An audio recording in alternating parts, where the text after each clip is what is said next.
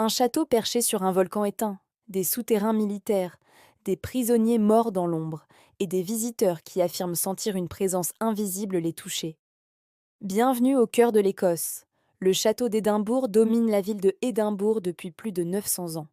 Construit sur Castle Rock, un ancien volcan, il a servi de forteresse royale, de prison militaire, de base stratégique et de symbole du pouvoir écossais. Au fil des siècles, le château a connu sièges violents, exécutions, épidémies et enfermement de prisonniers de guerre, des soldats français pendant la guerre de 7 ans, des prisonniers américains durant la guerre d'indépendance, des captifs napoléoniens au début du XIXe siècle. Beaucoup sont morts derrière ces murs, et les récits commencent très tôt.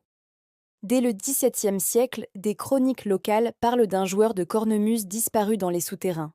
Selon la légende, un jeune musicien aurait été envoyé explorer les tunnels sous le château en jouant de la cornemuse, pour qu'on puisse suivre sa progression depuis la surface.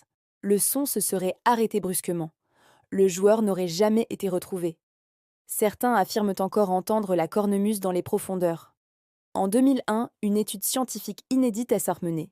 Des chercheurs organisent une expérience avec plus de 200 volontaires. La moitié d'entre eux ignorent totalement la réputation hantée du château. Ils sont placés dans différentes pièces réputées pour leurs phénomènes étranges.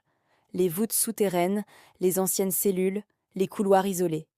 Résultat, un nombre significatif de participants rapportent des sensations de froid soudain, une impression d'être observé, un contact physique inexpliqué ou une vision fugace d'ombre.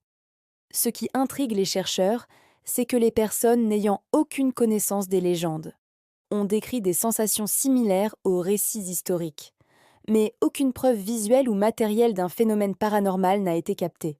Les voûtes souterraines sont souvent citées. Ces espaces servaient de stockage, mais aussi d'enfermement. Des visiteurs parlent d'une pression sur la poitrine. Certains évoquent la silhouette d'un homme sans visage. Un autre esprit souvent mentionné est celui d'un prisonnier décédé dans sa cellule. Des guides touristiques racontent aussi l'apparition d'un tambour sans tête, censé annoncer une catastrophe imminente. Le château est construit sur une formation rocheuse volcanique. Certaines études suggèrent que des champs électromagnétiques naturels peuvent être plus élevés dans ce type de structure géologique. Or, une exposition à des variations électromagnétiques pourrait provoquer des sensations de présence, de l'anxiété, des hallucinations légères. Les souterrains sont également très pauvres en lumière.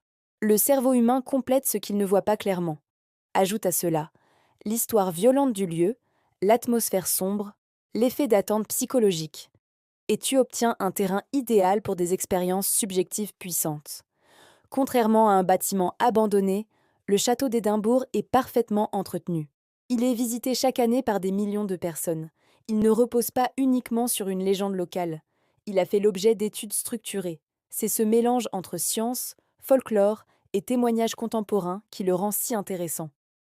Imagine, la nuit tombe sur Castle Rock.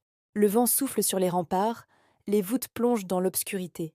Tu es seul dans un ancien cachot. Un courant d'air glacé passe derrière toi. Tu te retournes. Rien. Mais ton cœur s'accélère. Phénomène naturel, influence du lieu sur le cerveau ou véritable trace du passé? Si tu veux découvrir d'autres lieux historiques dans le monde où la frontière entre science et mystère est scellée floue, abonne-toi maintenant. Et dis-moi en commentaire, crois-tu que certaines pierres gardent la mémoire des événements? Ou que notre esprit projette simplement nos peurs sur les lieux chargés d'histoire? On en débat ensemble.